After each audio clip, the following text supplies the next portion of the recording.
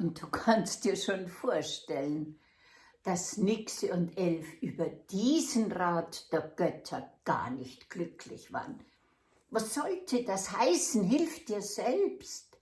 Sie waren doch gefangen in ihren Elementen, im Wasser und in der Luft. Wie sollten sie sich helfen? Und so überlegten sie lang. Doch eines Tages, da hatte Rusalka eine Idee. Der Frosch wird mir helfen.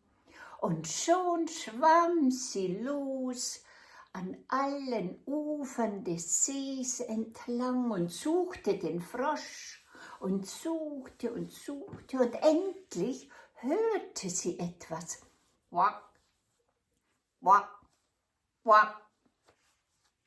Und dann sah sie ihn endlich, den Frosch.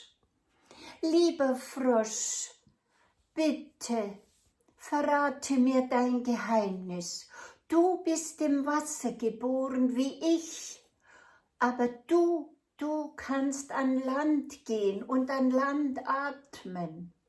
Bitte, hilf mir. Quack, quack. Kleine Elfe, kleine Nixe, ich kann dir nicht helfen.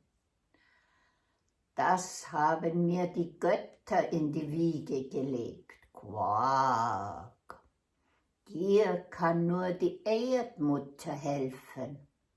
Singe dein berührendes Lied an die Erdmutter, die Mutter aller Lebewesen. Und du wirst auch ihr Herz berühren.